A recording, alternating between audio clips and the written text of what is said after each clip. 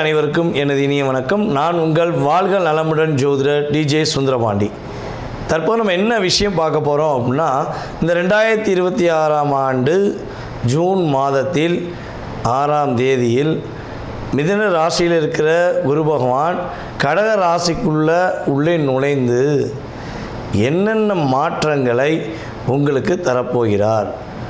குரு பகவான் உச்ச குருவாக வந்து உங்களுடைய வாழ்க்கையில் என்னென்ன ப்ளஸ் ஏற்பட போகுது, என்னென்னலாம் நீங்கள் நடக்கலைன்னு நினைக்கிங்களோ அதெல்லாம் நடத்துவதற்கான வாய்ப்பை குரு பகவான் எப்படி தரப்போகிறார் அப்படிங்கிறத பற்றி இந்த வீடியோவில் நம்ம தெளிவாக பார்க்க போகிறோம். அதாவது இது பார்த்திங்கன்னா பொது பலன், ஓகேவா? கோச்சார கிரகங்களுடைய அடிப்படையில் நம்முடைய குரு பகவானுடைய பெயர்ச்சியை வைத்து நம்ம பேசுகிறோம். குரு பகவான் என்பவர் பார்த்திங்கன்னா கிட்டத்தட்ட ஒரு வருடத்துக்கு ஒருக்க ஒரு ராசியிலேருந்து இன்னொரு ராசி கடந்து போவார். சில நேரங்களில் அதிசாரமாக முன்னாடி போவார், வக்கிரமாக பின்னோக்கி வருவார். ஸோ அதெல்லாம் ஓகே. பட் தன்னுடைய வீடு ஒரு வருஷம் அக்ரிமெண்ட் போட்டாச்சு அப்படிங்கிற மாதிரி அவர் ஒரு வருஷத்துக்கு ஒருக்க ஒரு ராசியை கடப்பார். ஆனால் இந்த ஒவ்வொரு ராசியும் கடக்க ஒவ்வொரு வருஷம் எடுக்கும்பொழுது அவருக்கு மிகவும் பிடித்த வீடான கடகராசிக்குள்ளே இந்த 2026 அவர் உள்ளே நுழையும் இந்த காலம் கண்ணீர், கஷ்டம், போராட்டம், கவலை, வருத்தம், வாழ்க்கையில் வெறுத்து போயிட்டேன் அப்படிங்கிற நினைக்கிற ஒவ்வொருத்தவங்களுடைய வாழ்க்கையிலும் ஒவ்வொரு விதமான நல்ல மாற்றங்களையும் நல்ல முன்னேற்றங்களையும் தர இருக்கிறார். உங்களுடைய ராசிக்கான எதிர்கால குரு பயிற்சி பலனை முழுமையாக பாருங்கள். உங்களுக்காக நான் ரொம்ப ஃபில்ட்ரு பண்ணி செக் பண்ணி கொண்டு வந்திருக்கேன். நீங்கள் வீடியோ பார்த்துட்டு உங்களுடைய மேலான கருத்துக்களை கட்டாயமாக கொடுக்கணும். ஸோ இன்னொரு விஷயம், நம்மளுடைய சேனலில் பார்த்திங்கன்னா மிக பிரபலமான ஜோதிடர்கள் பேசிக்கிட்டே இருக்காங்க, ஓகேவா? நீங்கள் என்ன பண்ணணும்னா, உங்களுக்கு பிடிச்ச வீடியோவை நீங்கள் பார்த்து சந்தோஷம் அடைஞ்ச மாதிரி, நீங்கள் பார்த்து நல்ல விஷயங்களை தெரிஞ்சுக்கிட்ட மாதிரி உங்களுடைய நண்பர்கள், உங்களுடைய உறவினர்கள், சரியா, உங்களுக்கு தெரிஞ்சவங்க அனைவருக்குமே வீடியோ ஃபார்வர்ட் பண்ணி அவங்களும் அதாவது ஜோதிடம் சார்ந்த விஷயங்கள், ஆன்மீகம் சார்ந்த விஷயங்களை தெரிஞ்சுக்கிறதுக்கு நீங்கள் உதவி செய்யணும் என்று அன்புடன் கேட்டுக்கொண்டு வாங்க உங்கள் வீடியோக்குள்ளே போகலாம். மேச ராசி நேயர்களுக்கு தைரியம், தன்னம்பிக்கை, வீரம், விவேகம் போங்க சார். நீங்கள் காட்டு சொல்லுவீங்க, இப்படியே உசுபேத்திட்டு ரணகலம் ஆகிட்டோம் அப்படின்னு சொன்னாலும் நான் சொல்ல தான் செய்வேன். ஏன்னா எப்போயுமே பார்த்திங்கன்னா கூடவே பிறந்தது அப்படிம்பாங்க, தெரியுமா உங்களுக்கு? ஸோ அந்த தைரியமும் தன்னம்பிக்கை என்றைக்கா உங்களுக்கு குறைஞ்சிருக்கா? அடி மேலே அடி வாங்கி அத்தனை பேருடைய பிரச்சனைகளையும் அத்தனை பேருடைய ஒரு அதான சொன்னால் ஒரு துரோகத்தையும் எல்லாத்தையும் சகித்து கொண்டு நான் மீண்டும் எழுந்து வருவேங்கிற ஒரே கொள்கையில் ஓடக்கூடிய ராசியில் முதல் ராசி நீங்கள் தான். ஸோ இப்படிப்பட்ட உங்களுடைய லைஃப் ஸ்டைலில் நம்முடைய குரு பகவான் ராசிக்கு 3ஆம் இடத்திலிருந்து உங்களுடைய ராசிக்கு 4ஆம் வீடான கடக ராசிக்குள்ளே நுழைகிறார். இந்த கடக ராசியில் தான் உங்களுடைய ராசியின் அதிபதி செவ்வாய் நீசமடைவார், தெரியுமில்ல உங்களுக்கு? அதே கடகராசிக்குள்ளே உச்சம் பெற்ற குரு உள்ளே போய் உட்கார போகிறார். அப்போ லைஃப்பில் தடுமாற்றம் இல்லாத ஒரு வாழ்க்கையை நம்முடைய சுப கிரகமான குரு பகவான் கொடுக்க போகிறார். இவர் 4ஆம் வீட்டுக்கு போனால் என்னென்னலாம் பண்ணுவார், என்னென்னலாம் மாற்றம் கொடுத்துருவார்? பெரிய மாற்றம் வந்துடுமா, ஜாக்பாட் அடிச்சிருமா, பெரிய கோடிக்கணக்கில் சொத்து வந்துடுமா? அப்படிலாம் இல்லைங்க. நீங்கள் எதிர்பார்க்குறது என்ன? மற்றவங்களாச்சும் ஜாக்பாட் வேணும், அப்படி வேணும், இப்படி வேணுமாங்க. நீங்கள் என்ன எதிர்பார்ப்பீங்கன்னு எனக்கு தெரியும். மேச ராசிக்காரங்க என்ன நினைப்பாங்கன்னா, ஃபஸ்ட்டு நான் நினச்ச விஷயத்தை நினச்ச மாதிரி நடத்தி காட்டினா போதும். என்னுடைய தைரியமும் தன்னம்பிக்கையும் குறையாமல் நானாக இருந்தால் போதும், 4 பேருடைய பிரச்சனையை நான் மீண்டு வந்தால் போதும் அப்படிங்க நினைக்கிற குணம்தான் நீங்கள். ஸோ இப்படிப்பட்ட உங்களுடைய குணத்துக்கு ஏற்றவாறு, உங்களுடைய நல்ல செயல்பாடுக்கு ஏற்றவாறு குரு பகவான் உங்களுடைய 4ஆம் வீடான கடக ராசிக்குள்ளே நுழைந்து அவர் பார்க்குற பார்வைக்குன்னு ஒரு அர்த்தம் தெரியுமா உங்களுக்கு? இப்போ ஒரு எக்ஸாம்பிள் ஷார்ட் அண்ட் ஸ்வீட்டாக சொல்லுவேன், சொல்லாமல் நிறையா பேசலாம். ஷார்ட் அண்ட் ஸ்வீட்டாக சொன்னால் ஒரு எக்ஸாம்பிள் வச்சுக்கோங்களேன். உங்களுடைய டீச்சர், ஓகேவா, உங்களுடைய ஆசிரியர் நீங்கள் பரீட்சை எழுதும்போது பக்கத்தில் உட்காந்துருக்கான்னு வச்சுக்கோங்க. நீங்கள் எழுதிட்டுருப்பீங்க, திடீர்னு பக்கத்தில் வந்துட்டார்னா நீங்கள் படித்தது ஃபுல்லாக மறந்து போயிடும். ஐயோ என்ன பண்ண தெரியலையே, சார் வேறு பக்கத்தில் இருக்காருன்னு யோசிப்பீங்களா மாட்டிங்களா? அதே வாத்தியார் உங்களுக்கு ஆப்போசிட்டாக உட்காந்து உங்களை பார்த்துக்கிட்டே இருந்தாருன்னா அந்த பார்வையிலேயே சார் நம்மளை பார்க்காரு, ஒரு எனர்ஜி பவர் உண்டு, நமக்கு கண்டிப்பாக நம்ம ஜெயிச்சிடும் அப்படிங்கிற நம்பிக்கை இருக்கும் பார்த்தீங்களா. ஸோ அதை தான் குரு பகவான் கொடுப்பார். இப்போ உங்களுடைய 4ஆம் வீட்டில் இருக்க குரு பகவான் உங்களுடைய ராசிக்கு 8ஆம் வீடான விருச்சக ராசியை பார்க்கார். அதே போல் உங்களுடைய ராசிக்கு 10ஆம் வீடான மகர ராசியை பார்க்கார். அதே போல் உங்களுடைய ராசிக்கு 12ஆம் வீட்டில் அமர்ந்து வெறிய சனியாக அமர்ந்து அதாவது 7.5 ஸ்டார்டிங்கில் அமர்ந்திருக்கும் உங்களுடைய சனி பகவான் 12ஆம் இடத்துல அமர்ந்திருக்கார். ஸோ அவருடைய தன்மையை குறைப்பதே இவருடைய நோக்கம் சொல்லலாம். ஓகேவா. அவர் என்ன பண்ணுறாரு, குரு பகவான் 4ஆம் வீட்டிலேருந்து அமர்ந்து தன்னுடைய சொந்த வீடை தன்னுடைய 9ஆம் பார்வை மூலமாக பார்க்கார். ஆட்டோமேட்டிக்காக உங்களுடைய 12ஆம் இடத்தையும் சனி நம்மளுடைய குரு பகவான் பார்க்குறாங்கன்னு தெரிஞ்சுக்கிச்சு. ஸோ அப்போ இந்த 3 பார்வை தாங்க நம்மளுடைய மேச ராசிக்கு பல விஷயங்களில் மாற்றம் கொடுக்க போகுது. ஃபஸ்ட்டு பெஸ்ட்டான விஷயம் அப்படின்னு பார்த்திங்கன்னா, கிட்டத்தட்ட இந்த சனி பகவான் கும்ப ராசியில் அமர்ந்து ஒரு 2.5 வருட காலமாக உங்களை தன்னுடைய பார்வை மூலமாக பார்த்தது. அதே போல் வந்து பார்த்திங்கன்னா ராகு பகவான் உங்களுடைய ராசிக்கு 12ஆம் இடத்துல அமர்ந்து கிட்டத்தட்ட ஒரு 1.5 வருடமாக உங்களை படித்து எடுத்து இப்போ தான் கும்பத்துக்கு போய் உட்காந்துருக்கார். அதுக்கடுத்து நான் வந்துட்டேன்ல, திரும்ப வந்துட்டேன்னு சொல்லி ராகு இங்கே வந்து சனி பகவான் ட்ராவல் பண்ணிட்டார் 12ஆம் இடத்துக்கு.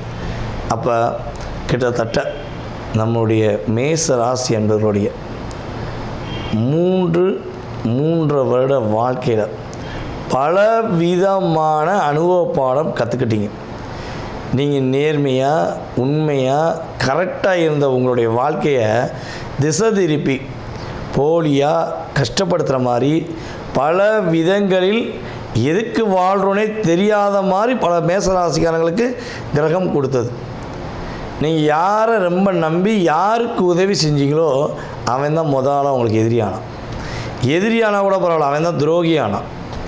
எதிரியை கூட மேசராசிக்காரங்க என்ன பண்ணுவீங்கன்னா அசால்ட்டாக தூக்கி போட்டுருவீங்க. வாடா பார்த்துக்கலாம், டே எதுக்கு நின்று பேசுகிறான், தில்லில் இருந்தால் பேசுகிறான்னு சொல்லி தைரியமாக நேருக்கு நேரம் ஒரு பேஸ் பண்ணக்கூடிய நபர் நீங்கள்.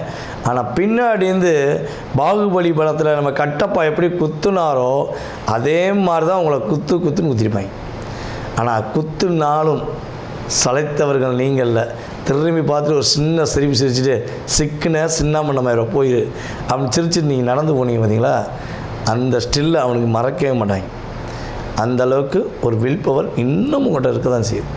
ஸோ இப்படிப்பட்ட சூழ்நிலையில் யாரெல்லாம் மேசராசி அன்பர்களில் செய்யாத தவறுகளுக்கு செய்யாத பிரச்சனைகளுக்கு தண்டனை, அவமானம், போராட்டம் என்ற சூழ்நிலையில் ஒரு 3-4 வருட காலமாக போராடி கொண்டிருக்கிற நம்முடைய அன்பு நேயர்களுக்கு உங்களுக்கு மாற்றம், ஒரு நல்ல முன்னேற்றம் குருபகவான் கொடுப்பார்.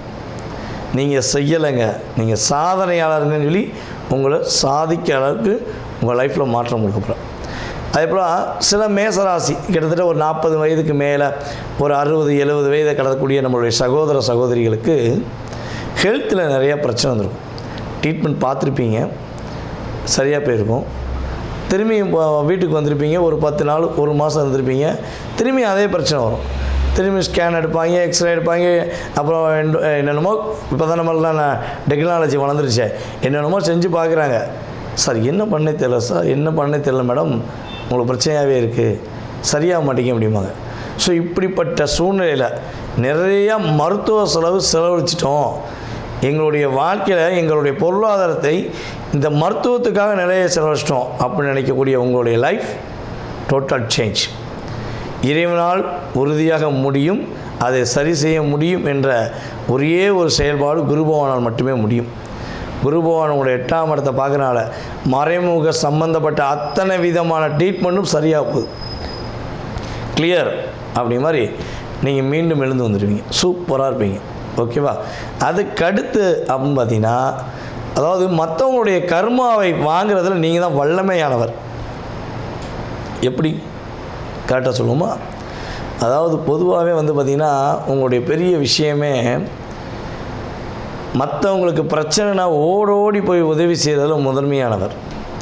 அந்த வேகம் விவேகம் உங்களோட குறையவே குறையாது. இப்போ ஒன்றும் இல்லை, ஒரு எக்ஸாம்பிள், ஒரு ரோட்டில் 2 பேர் சண்டை போட்டுருக்காங்க, போட்டு மல்லு கட்டியிருக்காங்கன்னா 10 பேர் கூடி நின்று பார்ப்பாங்க. ஆனால் அந்த இடத்துல மேச ராசிக்காரங்க நீங்கள் இருந்தீங்கன்னா போய் தடுத்து விலைக்கு விடுவீங்க.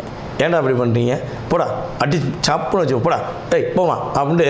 அது மேசராசி பெண்களுக்கும் இந்த குணம் இருக்கும், மேசராசி ஆண்களுக்கும் உங்களுக்கு இந்த குணம் இருக்கும். அவன் யார், அவங்க எப்படிப்பட்டவங்க, அவங்களுடைய பேக்ரவுண்டு அதெல்லாம் யோசிக்க மாட்டீங்க. 2 பேர் சண்டை போடுறாங்க, 2 வப்பு வச்சா சரியாக போயிடுவாங்க அப்படின்னு பட்டுன்னு சட்டுன்னு ஒரு முடிவு எடுக்கக்கூடிய நபர் தான் நீங்கள்.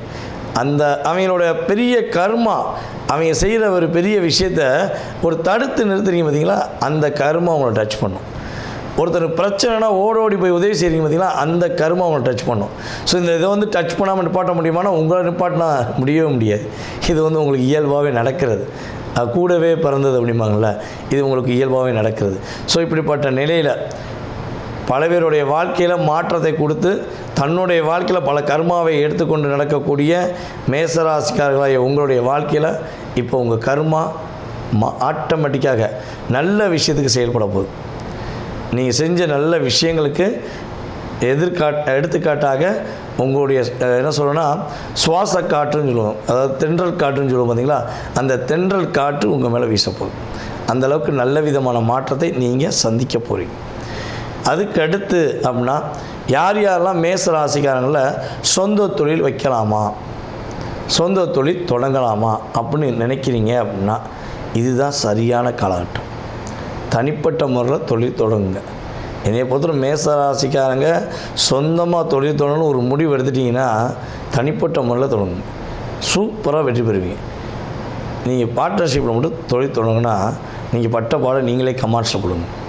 நான் பார்ட்னர்ஷிப்பில் பண்ணேன், நான் இந்த பாடு பட்டேன் அப்படிங்கிற கமாண்ட்ஸில் கொடுங்க, மற்ற மேசராசிக்காரங்க புரிஞ்சுக்கிடுவாங்க. ஒரு எடுத்துக்காட்டுக்கு வச்சுக்கிறோம், நான் சொல்கிறத விட நீங்கள் சொல்லும் போது சூப்பராக இருக்கும்.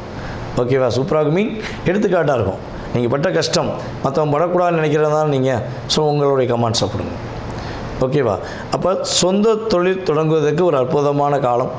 ஏற்கனவே சொந்த தொழில் வச்சுருக்கீங்க அப்படின்னா அந்த தொழிலில் மிகப்பெரிய வெற்றி விவேகம் என்ற செயல்பாடில் நல்ல ஒரு முன்னேற்றத்தை சந்திப்பீங்க. 2 தொழில் தொடங்கக்கூடிய யோகத்தையும் உருவாக்கும். புரியுது உங்களுக்கு? முடியலைங்கிற வார்த்தை இனிமேல் உங்களுடைய வாழ்க்கையில் தொழில் சார்ந்த விஷயங்கள் கிடையாது.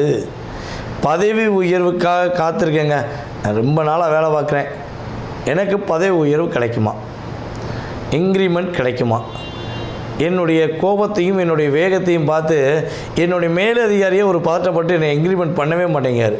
ஸோ நான் இந்த இடத்துலேருந்து வேறு இடத்துக்கு பதவி உயர்வோடு ட்ராவல் பண்ணுவேனா அப்படின்னு எதிர்பார்க்குற மேசராசி அன்பர்களாகிய உங்களுடைய வாழ்க்கையில் உறுதியாக நிச்சயமாக பதவி உயர்வு கிடைக்கும், இடம் மாற்றத்துடன் கிடைக்கும் என்பது உண்மை. ஓகே, ஏன் இடம் மாற்றம், பதவி உயர்வு மட்டும் கிடைச்ச போதாதா அப்படின்னா 12ஆம் இடத்தை பார்க்கார்ல. அப்போ 12ஆம் இடங்கிறது இந்த இடத்த விட்டு வேறு இடம் போ, இந்த ஊரை விட்டு போ, ஊரை விட்டு மாநிலம் விட்டு போ, ஊரை விட்டு நாட்டை விட்டு கூட போ, அந்த யோகத்தை நான் உனக்கு கொடுக்கேன், கவலைப்படாதங்கிறத பக்காவாக எடுத்து காட்டுவேன். இன்னொரு விஷயம், ஏற்கனவே 12ஆம் இடத்துல நம்மளுடைய சனி பகவான் உட்கார்ந்துருக்கார். சனியை குரு பார்க்கும்பொழுது எது அதிகமாக ஆர்வமாக எதிர்பார்க்கப்படுகிறதோ அதை முடித்து கொடுக்க வேண்டியதான் இவங்க 2 பேருடைய வேலை. அப்போ ஆட்டோமேட்டிக்காக என்ன பண்ண போகிறாரு, உங்களுடைய இருப்பிடத்தை விட்டு வேறு இடத்துக்கு நகர்த்தக்கூடிய விஷயங்களை செயல்படுத்துவதற்கான வாய்ப்பு அதிகமாக இருக்குது. நிம்மதியாக தூங்கி ரொம்ப நாள் ஆச்சு, கை தூக்குங்க அப்படின்னா குடுன்னு வந்து ஓடி தூக்கிடுவீங்க. என்னங்க பண்ண சொல்லுங்க, தூக்கமே இல்லைங்க. இந்த சனிவான் தலைவர் எப்போ உள்ள 12க்கு வந்தாரோ இந்த 1 வருஷமாக நான் தூங்கவே முடியலைங்க அப்படின்னு நினைக்கக்கூடிய நம்மளுடைய நேயர்களுக்கு நிம்மதியான தூக்கம் இருக்க போகுது. சுப விரயம் வீட்டில் உண்டு. சுப விரயம், அசுபர் உள்ளே உட்காந்துருக்காரு, சுபர் பார்க்காரு, அப்போ ஆட்டோமேட்டிக்காக என்ன சுப விரய செலவு உண்டு என்பது உண்மை. ஸோ இந்த சுப விரய செலவு, சொந்த வீடு கட்ட போகிறீங்களா, கல்யாணம் முடிக்க போகிறீங்களா, அண்ணனுக்கு கல்யாணம் முடிக்க போகிறீங்களா, யார் கல்யாணம் முடிக்க போகிறீங்கிறத உங்கள் சுய ஜாதகம் முன்னிருந்து நடத்தும் என்பது கிரக ரீதியான உண்மை. ஸோ இந்த விஷயங்கள் எல்லாம் கரெக்டாக ஃபாலோ பண்ணி குருபகவானுடைய அற்புதமான அருளை நீங்கள் பெற்று நீங்கள் உறுதியாக மகிழ்ச்சியாக வாழ போகிறீங்க. மேசராசிக்காரர்கள் இந்த குரு பயிற்சி காலங்களில் நான் சொல்லக்கூடிய இந்த வழிபாடை செஞ்சு பாருங்கள். மாற்றமும் ஏற்றமும் கிரகங்கள் உங்களுக்கு கொடுக்கின்ற முன்னேற்றமாக இருக்கும். அதாவது பொதுவாகவே வந்து பார்த்திங்கன்னா மேசராசிக்காரங்க முருகப்பெருமாளை கைப்பற்றிக் கொள்வது ஒரு என்ன சொன்னால் நம்மளுடைய கர்ணன் எப்படி கவச குண்டத்தை கைக்குள்ள வச்சுருந்தாரோ அதே மாதிரி தான் உங்களுக்கு முருகன் எப்பொழுதும் உறுதுணையாக இருப்பார். நீங்கள் எந்த முருகனை கும்பிட்டாலும் சரி, முருகன் அப்படின்னு சொன்னாலே உங்களுக்கு முத்தி கிடச்சிரும். ஓகேவா? முருகனை வழிபாடு செய்யுங்க, சிவன் வழிபாடு செய்யுங்க, சீக்கிரமாக முன்னேறுவீங்க, வெற்றி பெறுவீங்க. வாழ்க நலமுடன். நேயர்களே, தற்போது வரை நீங்கள் பார்த்தது உங்களுடைய ராசிக்கான குரு பெயர்ச்சிக்கான பொது பலனே, உங்கள் சுய ஜாதகம் கிடையாது. புரியுதா உங்களுக்கு? இந்த பொது பலன் என்பது வந்து பார்த்திங்கன்னா குறைஞ்சது உங்களுடைய லைஃப்பில் 20% 30% கட்டாயமாக ஒரு மாற்றத்தையும் ஏற்றத்தையும் கொடுக்கும். இதை தாண்டி உங்களுடைய எதிர்காலம் சம்பந்தப்பட்ட அத்தனை விதமான கேள்விகளுக்கு உங்களுக்கு விடை தெரியணும் அப்படின்னு நீங்கள் நினச்சிங்கன்னா கீழே உள்ள வாட்ஸ்அப் நம்பருக்கு உங்களுடைய டீட்டெயில் அனுப்பிவிடுங்க. புரியுதா? கீழே உள்ள வாட்ஸ்அப் நம்பருக்கு உங்கள் டீட்டெயில் அனுப்புங்க. உங்கள் பேர், பிறந்த தேதி, மாதம், வருடம், நேரம், பிறந்த ஊர், எந்த ஊரில் பிறந்தீங்க, தற்போது எந்த நாட்டிலேருந்து பேசுகிறீங்க. ஏன்னா அதான் முக்கியம். ஏன்னா நம்மளுடைய யூடியூப் சேனல் மூலமாக எல்லா விதமான நாடுகள்லேருந்தும் ஃபோன் வருது. அமெரிக்காவிலேருந்து, ஜப்பான்லேருந்து, அதே போல் வந்து பார்த்திங்கன்னா கனடா, மலேசியாலாம் நிறைய சகோதர சகோதரிகள் கூப்பிட்றாங்க. அதே போல் சிங்கப்பூர், ரஷ்யா, இப்படி நாடு சொல்லிகிட்டே போகலாம். ஓகேவா? நம்மளுடைய இலங்கை தமிழர்கள் போன்ற அத்தனை விதமான நாடுகள்லேருந்து கால்ஸ் வருது. நம்ம வந்து எந்த நேரத்தை கொடுக்கலாம் அப்படிங்கிறதுக்கு எனக்கு நாடு ரொம்ப முக்கியம். அப்பாயின்மெண்ட் கொடுக்குறதுக்கு எந்த நாட்டிலேருந்து பேசுகிறீங்கிறத நீங்கள் வாட்ஸ்அப்பில் கட்டாயமாக இன்ஃபார்ம் பண்ணணும். ஓகேவா? உங்களுக்கான அப்பாயின்மெண்ட் டைம் கொடுப்பேன். உங்களுடைய சுய ஜாதகம் சம்மந்தப்பட்ட அத்தனை விதமான கேள்விகளையும் நீங்கள் துல்லியமாக தெரிஞ்சுக்கலாம்.